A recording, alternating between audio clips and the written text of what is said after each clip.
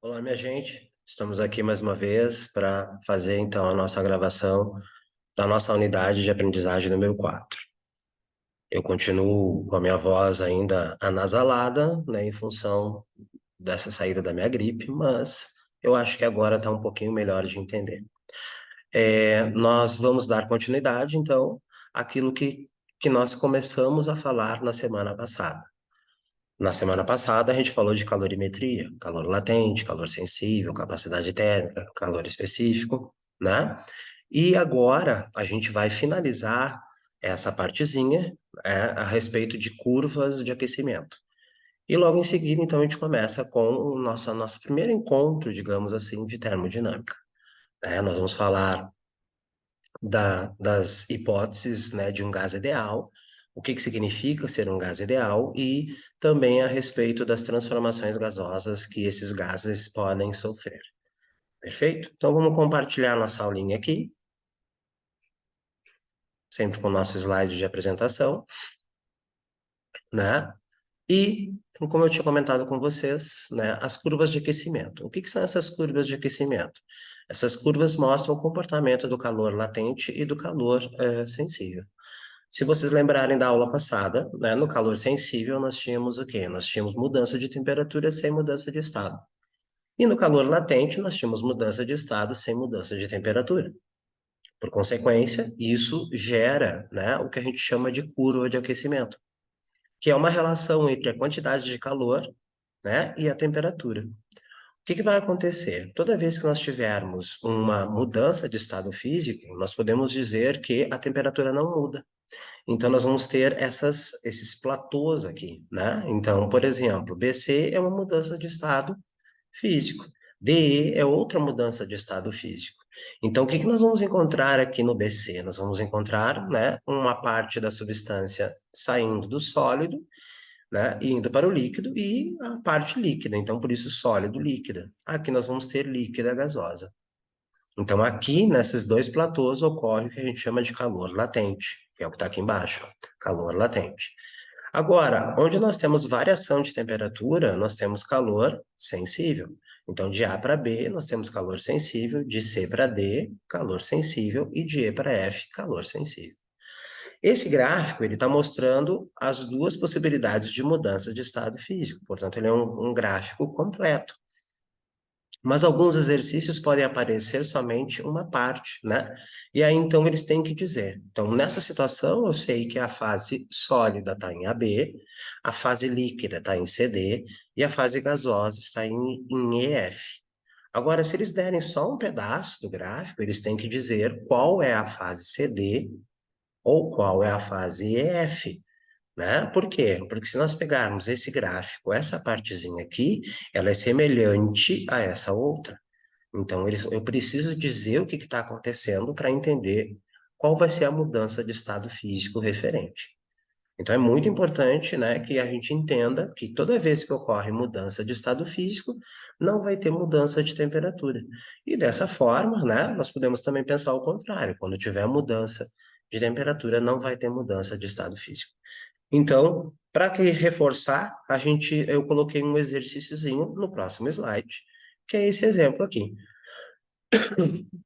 A figura mostra a temperatura em função da quantidade de calor recebida de um corpo de massa igual a 100 gramas, inicialmente no estado sólido. Vejam que esse gráfico, ó, ele só tem uma parte daquele gráfico anterior.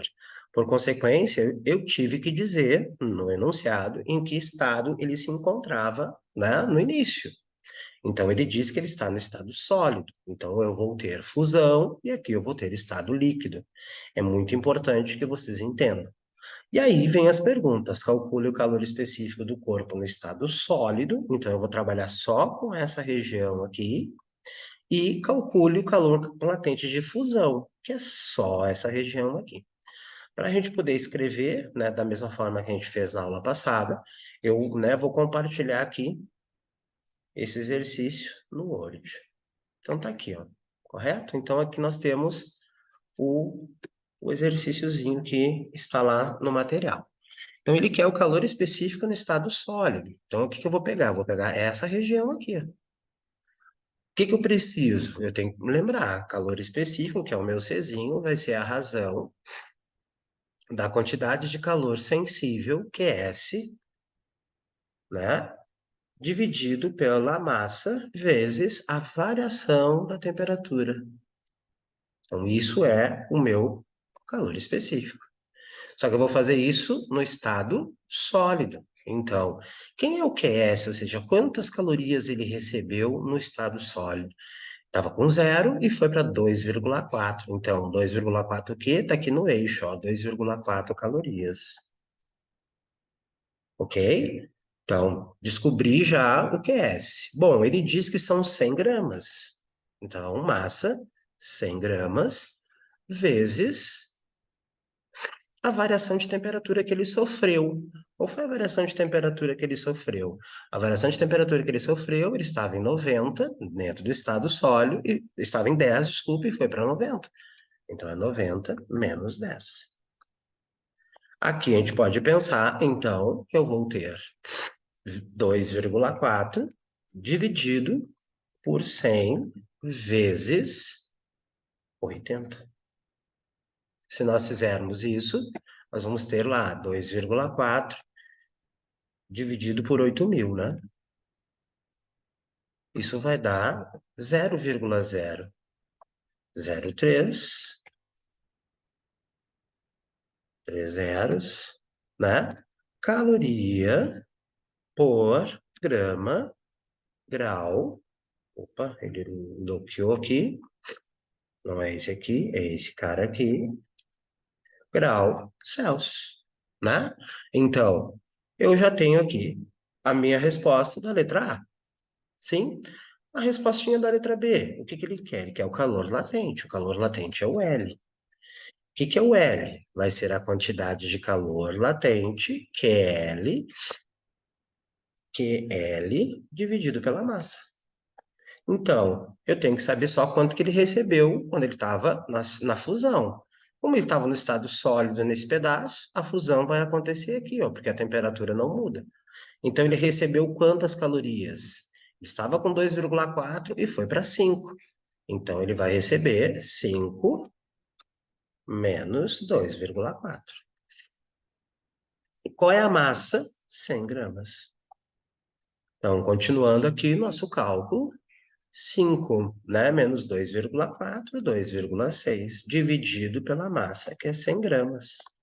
Isso aqui vai dar 0,0026 calorias por grama, né? 0,026 calorias por grama.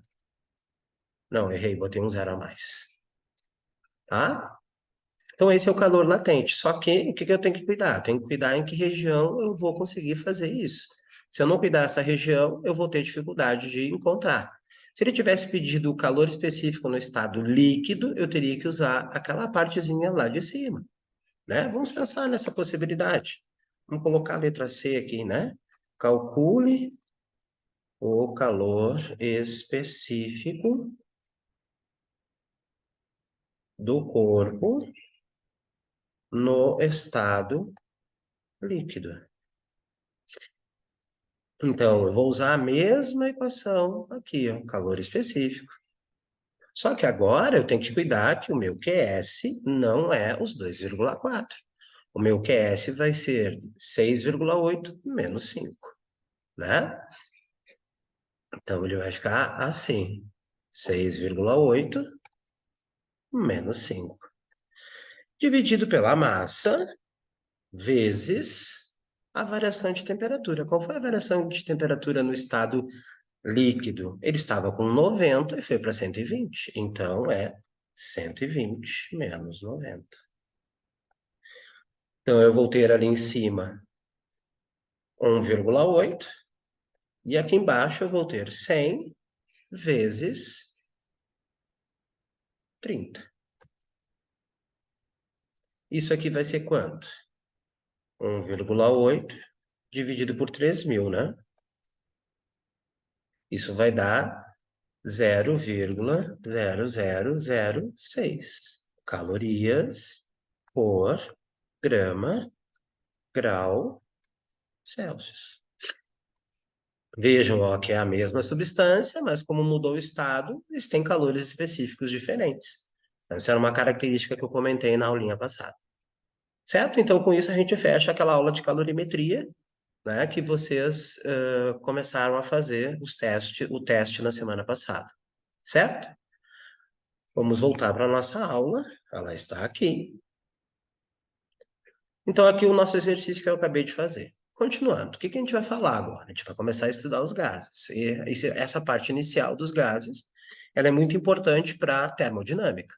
Então, o que que eu tenho que entender? Que o gás, ele não tem volume e nem forma própria, diferentemente do líquido, que tem o quê? Volume. A forma o líquido não tem. O sólido tem forma e volumes próprios, né? Então, o gás, por não ter nem forma nem volume próprio, ele vai ter o quê? A forma do recipiente que eu colocar e o volume desse mesmo recipiente. Consequência, o gás vai, né, digamos, permitir grandes compressões e grandes expansões, né? Então, nós podemos pegar um gás contido dentro de um recipiente tipo desodorante e quando liberar, aquele gás ocupar totalmente a sala. Então, o que vai acontecer? A gente tem que supor algumas coisas importantes para que a gente possa entender como vai funcionar esse nosso gás. Então, nós vamos ter um gás ideal. O que que é um gás ideal? É um modelo matemático. Ele é chamado de ideal ou perfeito, né? E esse modelo, ele tem que respeitar as seguintes hipóteses. As moléculas, então, de um gás ideal estão em um constante estado de movimento, e essa movimentação, ela não segue uma ordem, ela é totalmente caótica, totalmente desordenada, ok? As suas moléculas se movimentam com velocidade média, né? Porque que pode acontecer? Eu posso ter o gás numa região com mais temperatura, noutra região com menos temperatura. Então, eu tenho que pensar numa velocidade que represente todas as moléculas deste gás. Por consequência disso, entra o conceito de velocidade média, certo? A terceira, as moléculas não exercem ações mútuas sobre as outras, exceto durante colisões. O que está querendo dizer? Essas moléculas, elas têm massa. Só que, na condição do nosso gás ideal, a força gravitacional ou as forças atômicas, né, nuclear fraca e forte, essas são totalmente desconsideradas. Por consequência, a única interação que vai ter dentro deste gás é somente quando as moléculas se colidirem. Os choques vão ser sempre elásticos. O que que significa isso? Só para a gente relembrar, um choque elástico é quando a energia cinética se conserva. Né? Então, o que que vai acontecer? Não vai ter perda de energia entre uma molécula e outra quando elas colidirem. Então, eu vou ter aquela situação, não sei se vocês já encontraram, tiveram na presença daqueles pêndulos com esferinhas que a gente solta uma, bate, sai uma. Puxa duas, bate, sai duas. Ali eu tenho uma colisão perfeitamente elástica. A energia cinética também né, se conserva. Então, aqui no nosso gás ideal, ou nosso gás perfeito, a gente tem esta possibilidade, né? Vai ter ser considerada essa possibilidade. E a última significa dizer que o volume dessas moléculas não será contado, ou seja, o volume dessas moléculas será, digamos, desprezível perto do volume do recipiente. Consequência, nós, ao invés de usarmos o volume da molécula, nós vamos usar o volume do recipiente que esse gás está contido. Certo? Então, essas são as hipóteses, que a partir delas a gente vai retomá-las para falar da energia cinética desses gases. Mas antes, a gente precisa entender como é que vão se comportar aquelas grandezas que nós chamamos grandezas de estado de um gás. Então, um gás ideal, ele vai se comportar, né, como um gás real quando eu tiver altas temperaturas e baixas pressões. Então, o que que vai acontecer? Ele vai ser caracterizado. Como é que ele é caracterizado? Ele é caracterizado pela pressão, pelo volume, pela temperatura. Essas grandezas são chamadas de variáveis de estado. E elas vão estar relacionadas a partir de uma equação chamada equação de Clapeyron, né? Que está associando quem? Pressão, volume e temperatura com a quantidade de matéria que tem, né, esse gás. Lembre-se sempre que, né, que quantidade de matéria não é massa, né? A quantidade de matéria está associada a um conjunto de elementos. E esse conjunto de elementos está associado a um número, e esse número é chamado de Avogadro, né? Esse número que acho que vocês já devem saber, 6,02 vezes 10 a 23, ele pode ser o quê? Ele pode ser um conjunto de pessoas, ele pode ser um conjunto de prédios, ele pode ser um conjunto de átomos, moléculas, elétrons. Toda vez que eu tiver 6,02 vezes 10 a 23 elementos, eu tenho uma molécula, né, daquele elemento. Eu tenho um mol, certo? Então é muito importante que vocês entendam, a quantidade de matéria é uma das 7 grandezas fundamentais e ela se relaciona com a massa, mas não é massa. Perfeito? E o que eu tenho que entender? Ela está constantemente vinculada a esse termo mol e, por consequência, entender o que significa um mol, né? Se a gente pensar, né, o número de mols contidos em uma certa massa, em gramas da substância, a gente pode obter ele fazendo esta relação. Como assim? Esse Nzinho ali é a nossa quantidade de matéria. Então, o M, né, vai ser a massa da substância que eu tenho, e aqui a massa de um mol, né, ou chamada também massa molar. Eu posso representar isso aqui dessa forma, né? O Nzinho será massa dividido pela massa molar. Essa massa molar, ela é obtida a partir da tabela periódica, né? Então, por exemplo, a molécula de um gás oxigênio. Se vocês forem lá na tabela periódica, vocês vão ter que a massa do oxigênio é 16, correto? Só que a molécula de um gás, ela tem que estar representada pelo 2, então O2, então serão duas vezes aquele 16. Então, um mol de oxigênio tem 32 gramas. E isso é a nossa massa molar que fica aqui embaixo.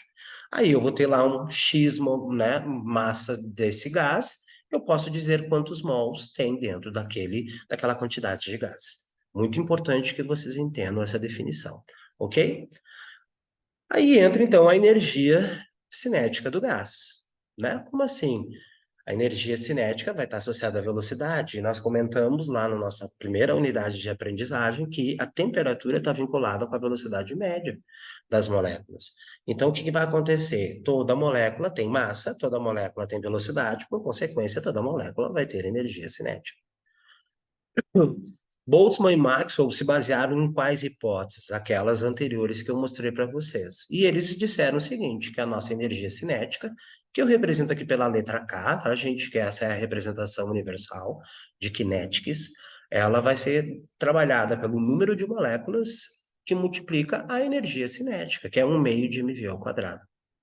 Isso se transforma em 3 meios de N, número de moléculas, K, a constante de Boltzmann, e T, a temperatura associada às moléculas daquele gás. O que vai acontecer?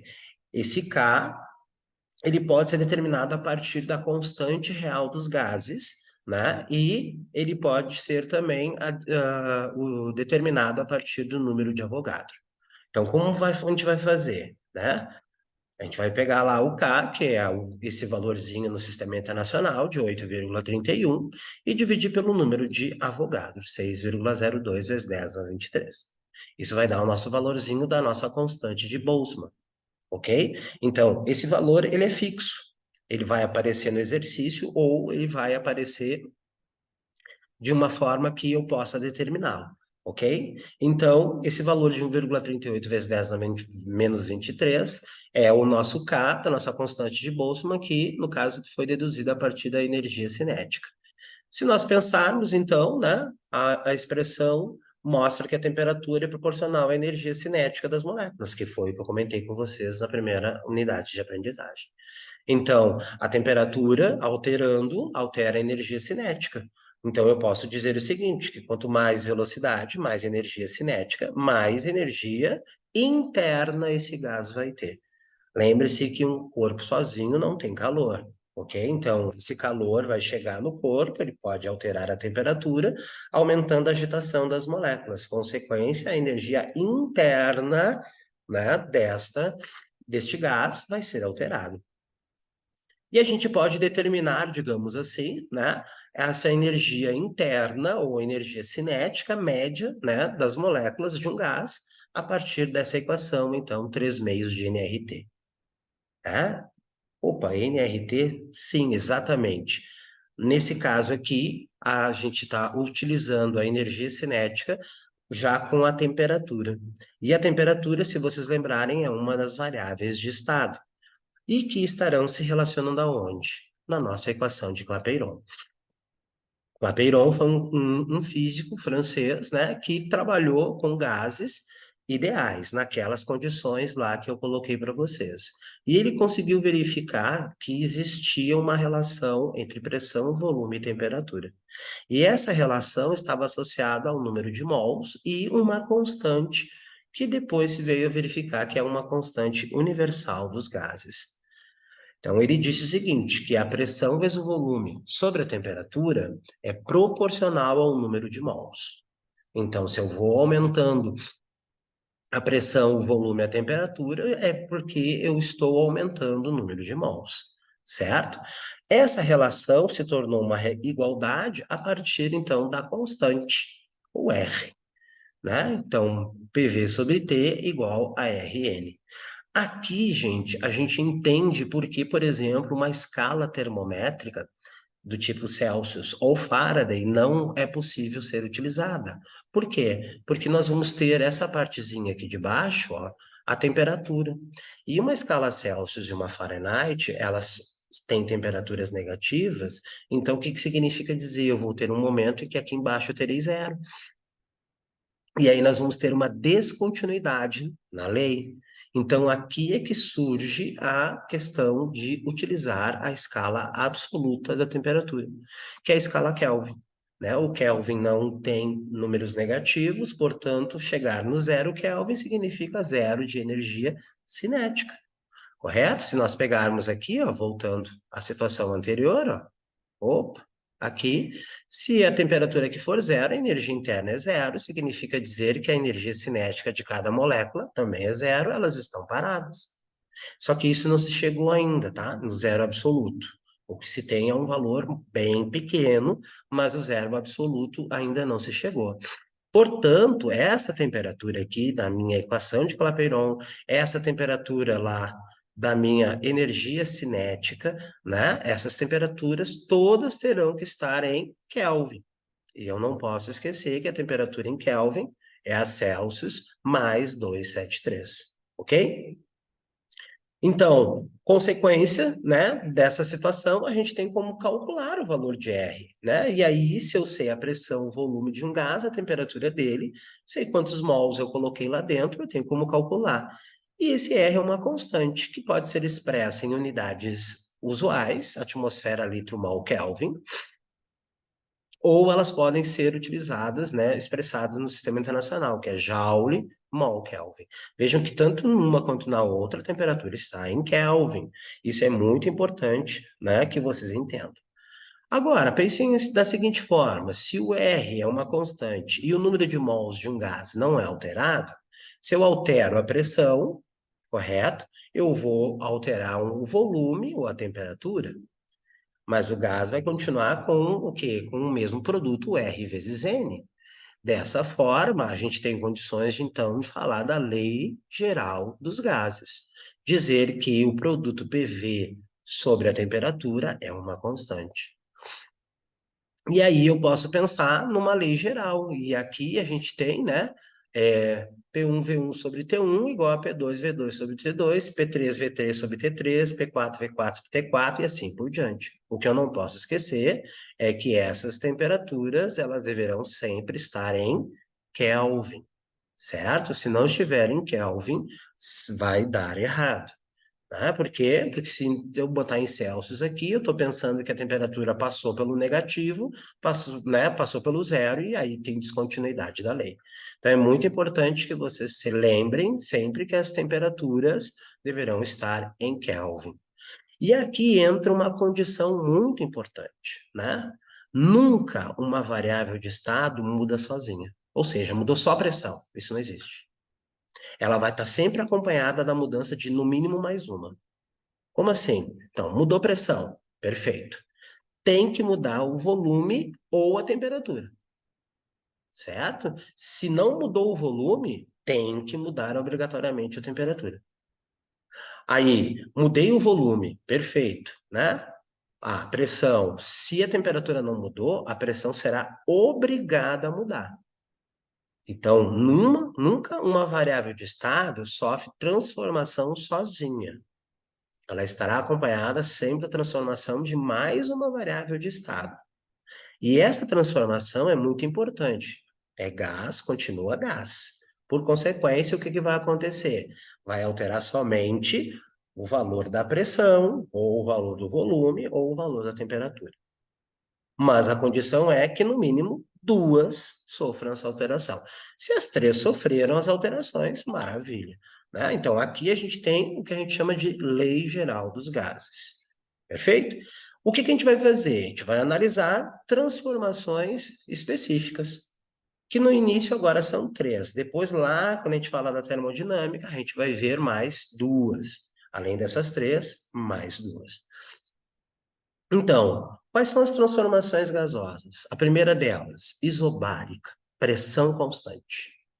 Né? Então, o gráfico PV desta, né, transformação, a pressão sendo constante, para qualquer valor de volume, né, eu vou ter o quê? Eu vou ter o mesmo valor de pressão.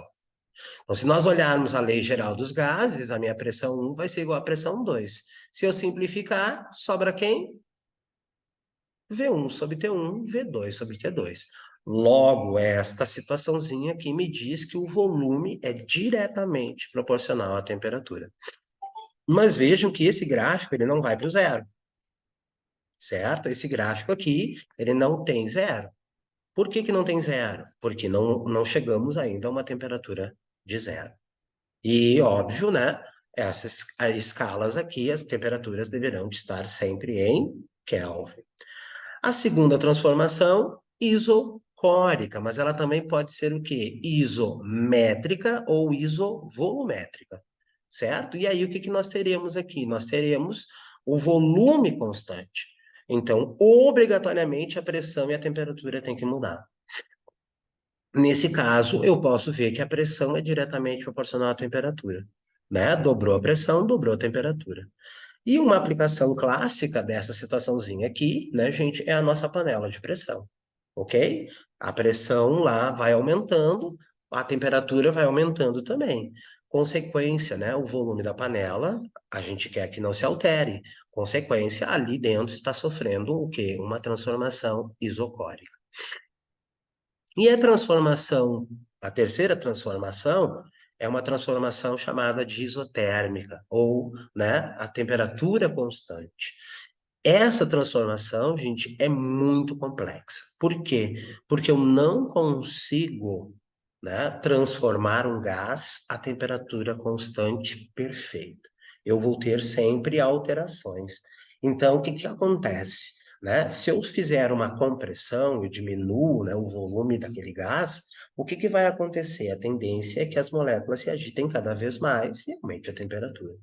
Então, ao mesmo tempo que eu estou comprimindo, eu tenho que retirar, né, energia desse gás. Então, essa transformação aqui, ela é muito lenta, mas não se consegue, né, fazer ela de forma adequada. Eu consigo em aproximações.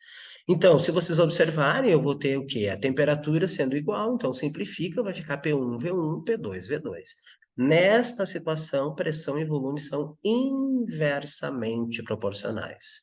Quando eu tenho um menor volume, eu vou ter a maior pressão. Quando eu tenho um maior volume, eu vou ter a menor pressão.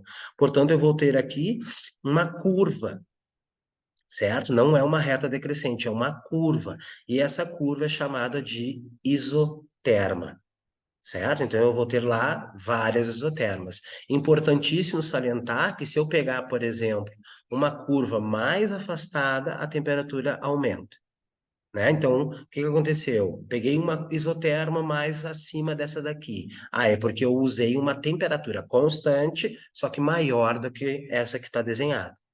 certo? Quero temperaturas menores do que a que está desenhada, então eu vou pegar uma curva mais próxima do eixo PV. Quanto mais próxima do eixo PV, menor a temperatura da curva, quanto mais afastado do eixo PV, maior a temperatura da curva. Perfeito? O que que a gente vai fazer? Vamos fazer 3 exemplos, uma de cada transformação, ok? Então vamos lá. Calcule a variação do volume sofrida por um gás ideal que ocupa inicialmente um volume de 10 litros a 127 graus Celsius, quando sua temperatura se eleva isobaricamente para 327. O que que eu tenho que me lembrar? Isobaricamente é pressão constante. Por consequência, V1 sobre T1 igual a V2 sobre T2. Lembrando que a temperatura tem que estar sempre em Kelvin, então, substituindo os valores, eu vou ter V1 10 litros, temperatura de 127 graus Celsius em Kelvin, 400. V2 eu quero descobrir na temperatura de 327 graus Celsius, que em Kelvin é 600 Kelvin. Isolando V2, eu vou ter lá 6.000, né, dividido por 400, isso vai dar 15 litros. Perfeito? Na sequência, um exemplo de outra transformação. Então, um recipiente que resiste até a pressão de 3 vezes 10 na 5 newton por metro quadrado, contém gás perfeito sob pressão de 1 vezes 10 na 5 newton por metro quadrado, a temperatura de 27 graus Celsius. Desprezando a dilatação térmica do recipiente, ou seja, o recipiente está com volume fixo. Então, eu vou ter uma transformação com volume constante. Não podemos esquecer. Então, desprezando a dilatação do recipiente, volume constante, aqui eu botei isométrica, para lembrar lá na situaçãozinha da isocórica, tá? Então, isométrica, isocórica ou isovolumétrica. O que que nós temos que pensar? O volume cai fora agora, da lei geral dos gases. Então, vai ficar P1 sobre T1 igual a P2 sobre T2. Temperatura sempre em Kelvin, substituindo os valores. Então, a pressão 1 é 1 vezes 10 na 5, na temperatura de 27 graus Celsius, que é 300 Kelvin. A pressão 2, máxima, que ela aguenta, 3 vezes 10 na 5 pascais, ou newton por metro quadrado, e eu quero saber T2. Isolando o T2, a gente chega na temperatura de 900 Kelvin, que equivale a 627 graus Celsius. Ok? Então, fizemos exemplo de isovolumétrica, fizemos exemplo de isobárica, e a última, né, um exemplo de isoterma. Então, o gráfico representa a isoterma, lembra o nome da curva, de certa massa de um gás ideal que sofre uma transformação a temperatura constante. Com base nos valores informados no gráfico, determine a pressão correspondente no estado B e B, o volume correspondente ao estado C. Então, vamos lá. Na letra A, é transformação isotérmica. Então, a temperatura cai fora, fica PA-VA, PB-VB. Substituindo 5 atms do ponto A e 0,5 metro cúbico do volume do A. Pressão do B eu não tenho conhecimento, mas o volume do B eu sei que é 0,8. Né? Isolando o PB, eu vou chegar a uma pressão no ponto B de 3,125 atmosferas. Vejam que eu não precisei mudar a unidade da pressão, porque a pressão do A vai estar na mesma unidade da pressão do B. Correto? Não preciso botar no sistema internacional. Isso é uma coisa que eu posso cuidar e não sofrer, digamos assim, na hora da conversão dos valores. Na letra B, o que que nós vamos ter? PA-VA, PC-VC. Poderia ter pego o PB? Poderia. Agora eu sei o valor, mas né, vamos manter lá PA e PC. Como a temperatura dessa curva em vermelho é sempre a mesma, eu não preciso me preocupar. Qualquer ponto, né, fazendo a pressão vezes o volume daquele ponto, vai ter que ser sempre o mesmo valor. Então, pressão do ponto A, 5, pressão do volume do ponto A, 0,5, pressão do ponto C, eu sei que é 1 atmosfera e eu quero descobrir o volume C. Logo, o meu volume C vai ser 2,5 metros cúbicos. Ok? Então, aqui eu fiz um exemplo de cada uma das transformações. E com isso a gente termina a nossa videoaula de hoje, ok? Uma boa semana a todos e nos encontramos na semana que vem. Até mais. Tchau, tchau.